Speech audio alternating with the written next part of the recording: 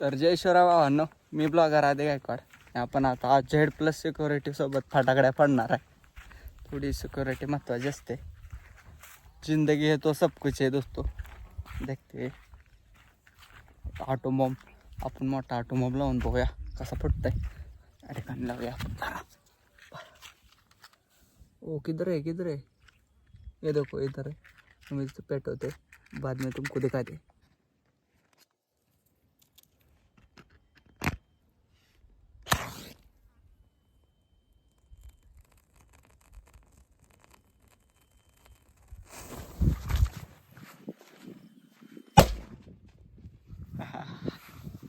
कसा आहे सीन.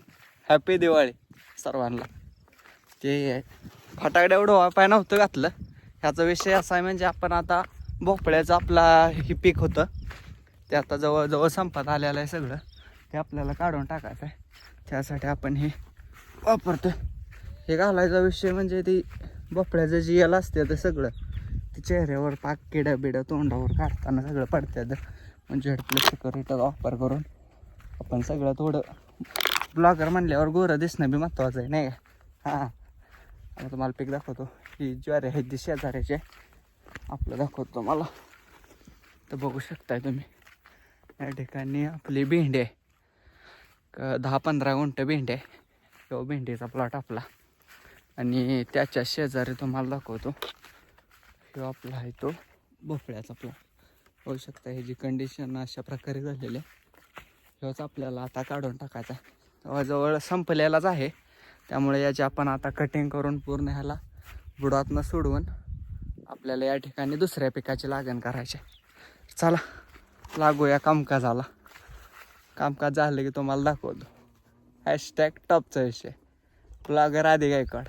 हां, या ठिकाणी आपलं कारलं पण आहे बरं का. ते पण काढावं म्हणतोय. आधी भोपळ्याचा निरापारा करून टाकू, मग कारलं काढू. तर नमस्कार भावांनो, तुम्ही बघू शकता या ठिकाणी आपण भोपळ्याची याला काढायला मला गार राहिलेलो आहे पाक. हो, असा पसारा कसा आहे पूर्ण मोकळं करून टाकलेला आहे. या ठिकाणचं एवढं राहिले 2 वेळे शहारड हो.